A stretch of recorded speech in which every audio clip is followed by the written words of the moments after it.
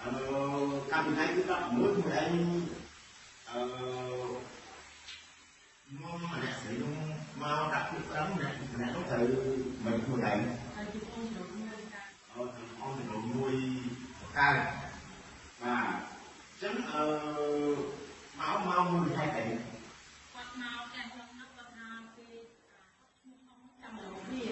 ប្តីប្រពន្ធពីរនាក់លោតទឹកសម្លាប់ខ្លួនពីលើស្ពានជ្រោយចង្វាដោយតូចចិត្តជាមួយមន្ត្រីប៉ុស្តិ៍នគរបាលរដ្ឋបាលស្រះចកមិនទទួលពាក្យបណ្ដឹងជនសង្ស័យជាមិត្តភ័ក្តិចាប់រំលោភប្រពន្ធខ្លួនកាលពីថ្ងៃទី16ខែមេសាឆ្នាំ2025នៅវេលាម៉ោង 15:00 នាទីមានស្ត្រី2នាក់និងប្រុសម្នាក់សរុប3នាក់មកប៉ុស្តិ៍នគរបាលរដ្ឋបាលស្រះចកដោយក្នុងចំណោម3នាក់នោះមានស្ត្រីម្នាក់ជាជនរងគ្រោះឈ្មោះស៊ីមចរិយា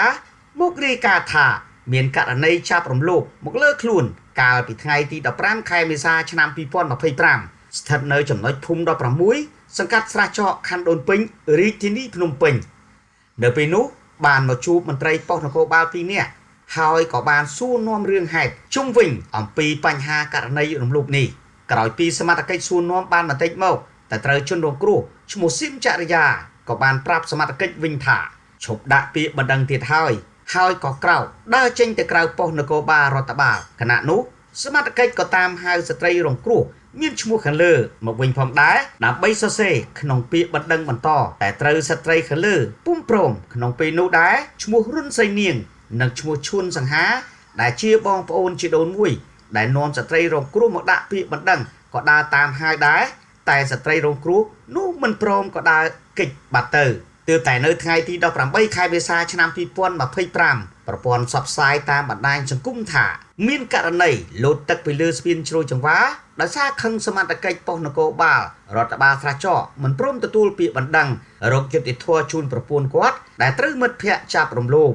បន្ទាប់ពីឃើញការផ្សព្វផ្សាយនោះហើយសមត្ថកិច្ចក៏បានតាមស្វែងរក2អ្នកប្តីប្រពន្ធនោះដើម្បីសួរនាំតែរកមិនឃើញនោះទេ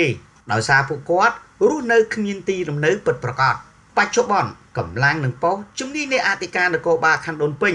កំពុងស្រាវជ្រាវតាមស្វែងរកឃាត់ខ្លួនជនសង្ស័យដើម្បីសួរនាំ